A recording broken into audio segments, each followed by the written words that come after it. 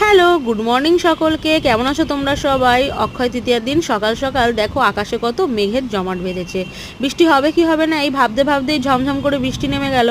দেখো, বৃষ্টি কার না ভালো লাগে, একটু ঠান্ডা ঠান্ডা ওয়েদার হবে, বৃষ্টি তো সবার ভালো লাগবেই। কিন্তু এই বৃষ্টি যদি সকাল সকাল নামে, কত মানুষের কত অসুবিধা হয়ে যায় কাজে, যারা বাইরে কাজ করে।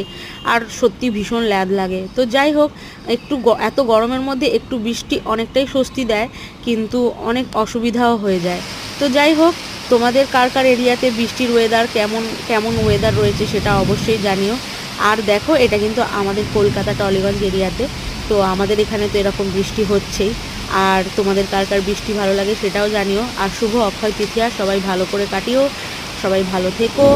আর চলো, দেখা হবে তোমাদের সাথে পরের কোনো ভিডিওতে।